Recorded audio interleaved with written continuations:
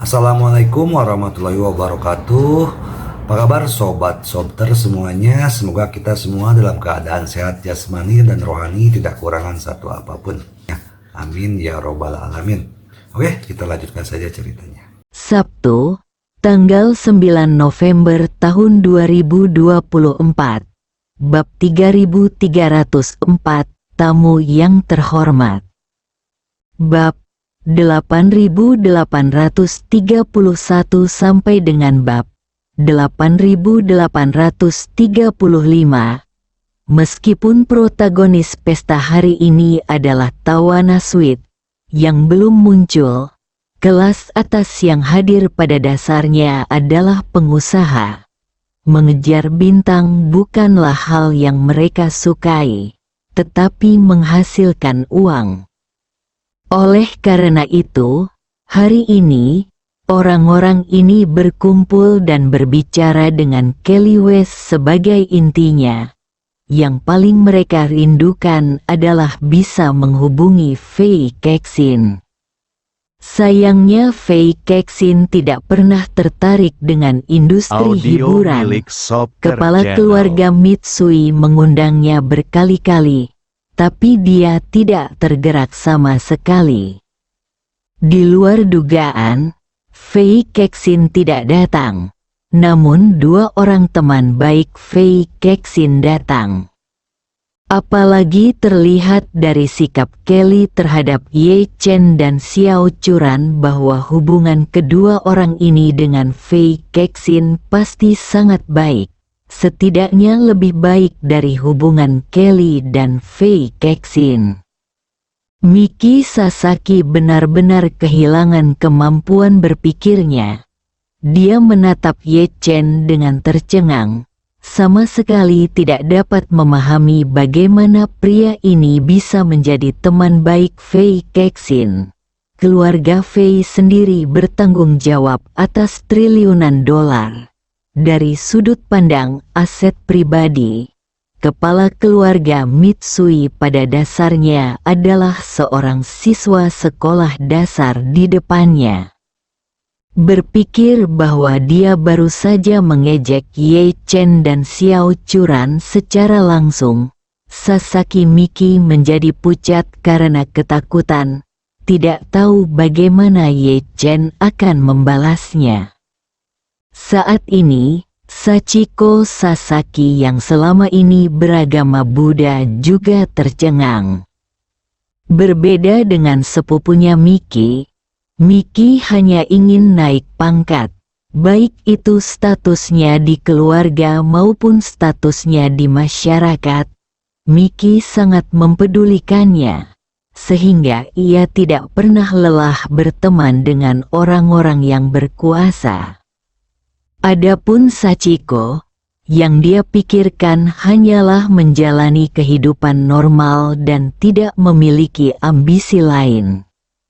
Jadi ketika keluarga memberi mereka masing-masing 3 undangan, Miki menghabiskan sepanjang hari membuat skor komprehensif dari semua orang kelas atas yang dia kenal, dan memilih 3 teratas untuk membagikan undangan. Ruolin selalu menyukai Tawana, jadi ketika kesempatan bagus ini muncul, tentu saja dialah yang pertama mengundangnya.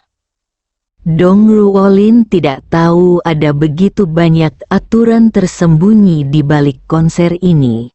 Ketika dia mendengar Sachiko membicarakannya, selain bersemangat, hal kedua yang terlintas di benaknya adalah bertanya kepada Sachiko apakah dia punya tiket tambahan undang dia tonton bersama teman baikmu. Sachiko tidak tahu harus memberikan 2 tiket tersisa kepada siapa. Namun melihat Dong Ruolin ingin mengundang teman-teman lain, dia langsung memberi Dong Ruolin kekuatan pengambilan keputusan untuk 2 tempat tersisa. Namun dia tidak pernah menyangka bahwa Dong Ruolin akan mengundang 2 orang penting yang tampaknya memiliki koneksi yang baik. Saat ini, Kelly sudah maju untuk memeluk Xiao Churan dengan penuh kasih sayang, lalu membungkuk hormat kepada Ye Chen, lalu bertanya pada Xiao Churan dengan heran, "Churan, Anda dan Ye Chen, kapan Anda datang ke Tokyo, Pak?" Xiao Churan menjawab, "Kami baru tiba kemarin, bagaimana denganmu?" Kelly tersenyum dan berkata, "Saya telah berada di sini selama beberapa hari, dan saya datang bersama Nona Fei." Setelah mengatakan itu, dia hanya bisa menghela nafas. "Saya tidak menyangka bahwa dunia ini begitu kecil. Saya datang jauh-jauh dari Amerika Serikat ke Jepang. Dan saya akan bertemu Anda dan Tuan Ye di sini. Jika saya memberitahu Nona Fei, dia mungkin akan mengira aku sedang bercanda dengannya." Xiao Churan hanya bisa menghela nafas. "Ini benar-benar kebetulan. Aku tidak menyangka akan bertemu denganmu di sini."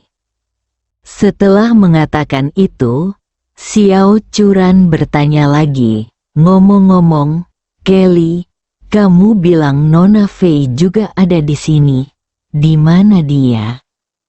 Kelly berkata, "Miss Fei tidak mengejar bintang, jadi dia tidak menghadiri pesta ini, dan dia tidak berencana untuk menghadiri konser malam ini.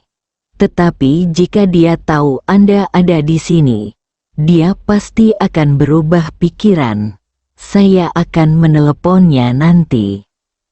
Pada saat ini, seorang pria berkulit kuning berkacamata, dengan wajah lembut, berusia sekitar 40 tahun, maju ke depan dan bertanya kepada Kelly dengan hormat, "Miss West, saya ingin bertanya, apakah kedua tamu terhormat ini adalah teman Anda?" Kelly memandang pria itu, mengangguk sedikit, lalu berkata kepadanya, "Tuan Mitsui, izinkan saya memperkenalkan Anda. Ini Tuan Ye. Di sebelahnya adalah istri Tuan Ye, Nona Xiao. Keduanya adalah Nona Fei dan teman baikku." Kelly segera berkata kepada Ye Chen dan Xiao Churan, "Tuan Ye, Churan, ini Mitsui Nagayasu, wakil ketua Dewan Direksi keluarga Mitsui. Tuan Mitsui bertanggung jawab penuh atas konser Tawana Tokyo ini." Mitsui Nagayasu mengetahui dari percakapan antara Kelly, Ye Chen, dan Xiao Churan bahwa kedua orang ini tidak hanya memiliki hubungan dekat dengan Fei Kexin, tetapi juga memiliki pengaruh yang besar di depan Fei Kexin menghadiri pesta dan menonton konser. Namun dia tidak mengalah. Namun Kelly tidak keberatan dan mengatakan bahwa jika Fei Kexin mengetahui bahwa mereka berdua akan datang, dia pasti akan berubah pikiran, yang menunjukkan bahwa hubungan Fei Kexin dengan keduanya tidak biasa. Oleh karena itu, sebelum Ye Chen dan Xiao Churan dapat berbicara, dia segera berkata dengan hormat, "Tuan Ye, Nyonya Ye, ini pertama kalinya saya bertemu Mitsui Nagayasu. Tolong jaga saya baik-baik." Meskipun Ye Chen tidak ingin bersosialisasi di sini, dia tidak ingin memukul pria yang tersenyum itu. Jadi dia berjabat tangan dengannya dan mengucapkan beberapa kata sopan. Ketika Miki Sasaki melihat orang kedua di keluarga Mitsui begitu sopan kepada Ye Chen, dia merasa lebih panik, berpikir bahwa dia baru saja mengejek Ye Chen dan istrinya tanpa berpikir. Dia merasa lebih tidak nyaman. Pada saat ini, Seorang lelaki tua datang dengan senyuman di wajahnya dan tersenyum pada Sachiko Sasaki, Audio yang milik masih Soccer linglung tidak Channel. jauh dari situ. Sachiko, kamu belum mengenalkanku pada kakek. Aku harus menyebut keduanya apa? Tamu terhormat. Pembicaranya adalah kakek Sasaki Sachiko dan Sasaki Miki, Sasaki Taro. Pria ini adalah juru mudi keluarga Sasaki dan kerabat dari keluarga Mitsui. Kakak perempuannya menikah dengan keluarga Mitsui saat itu terkait dengan keluarga Mitsui. Di lingkaran dalam ini, status Taro Sasaki sama memalukannya dengan cucunya Miki Sasaki. Ia adalah sosok marginal yang hampir tidak bisa berkata apa-apa, tidak mau menunjukkan wajahnya. Dua orang besar diundang dengan cara yang menggoda. Bagaimana dia bisa melewatkan kesempatan bagus untuk menunjukkan wajahnya di depan anggota lingkaran dalam? Ketika Sachiko Sasaki mendengar pertanyaan kakeknya, dia hendak menjawab dengan jujur. Ye Chen melompat dan berkata, "Tuan tua, kami bukan tamu terhormat, seperti yang dikatakan Nona Miki tadi. Saya bahkan tidak diizinkan untuk datang. Aku sedang berbicara denganmu di sini, jadi sebaiknya aku menghindarinya." Setelah mengatakan itu, dia melihat ke arah Kelly dan tersenyum. "Kelly, kalian bicara dulu. Sebaiknya kita kembali ke pojok sana dan diam sebentar, agar tidak mengganggu semua orang." Kelly berkata tanpa ragu-ragu, "Tuan Ye, saya tidak suka acara yang terlalu meriah.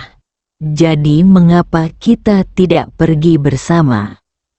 Ye Chen mengangguk dan berkata sambil tersenyum, "Kalau begitu ayo pergi ke sana dan mengobrol." Melihat Kelly, Ye Chen dan yang lainnya berbalik dan pergi ke sudut. Orang-orang yang tertinggal saling memandang, dan banyak orang mulai memandang Audio penghasutnya, milik Soccer Miki Channel. Sasaki, dengan curiga, meninggalkan Miki Sasaki dengan lampu menyala. Kembali. Taro Sasaki bertanya dengan dingin saat ini, "Miki, apa yang terjadi? Kenapa kamu begitu kasar pada Tuan Ye itu?" "Aku," Sasaki Miki berkata dengan panik. "Aku tidak tahu, kakek. Aku melihat dia berpakaian seperti orang besar, dan aku tidak ingin dia mengganggumu. Jadi aku tidak sengaja berkata hal yang salah." Taro Sasaki mendengus dingin. "Di zaman sekarang ini, kamu masih menilai kekuatan seseorang dari pakaiannya. Kamu benar-benar bodoh. Memalukan untuk tinggal di sini. Kamu harus pulang dan merenungkannya." Miki Sasaki begitu bersemangat untuk pesta dan konser hari ini hingga ia bahkan tidak bisa tidur selama 2 hari terakhir. Selain menjadi penggemar Tawana sendiri, yang lebih penting, ia juga ingin memanfaatkan kesempatan ini untuk berhubungan dengan lebih banyak orang di kelas atas. "Teman-teman, tapi sekarang aku bahkan belum melihat Tawana. Kakekku memintaku pulang dan merenung. Bukankah semua harapan hari ini akan sia-sia?" Memikirkan hal ini, dia tidak bisa menahan diri untuk tidak memohon. "Kakek, Miki tahu dia salah. Tolong beri Miki kesempatan lagi. Miki tidak akan pernah menilai orang dari penampilannya di masa depan." Taro Sasaki tidak tergerak sama sekali, dan Audio berkata dengan milik nada Soccer yang tidak Channel. perlu dipertanyakan lagi, "Tidak ada yang bisa ditawar, cepat kembali. Jangan kehilangan muka keluarga Sasaki di sini." Melihat sikap tegas kakeknya, mata Miki Sasaki seketika berubah menjadi merah darah dan air mata pun mengalir dari matanya. Tepat ketika dia hendak memohon, seseorang datang dan berkata kepada Mitsui Nagayasu, "Tuan Mitsui, Tuan." Wanita tertua dan iring-iringan mobil tawana telah tiba. Bersambung.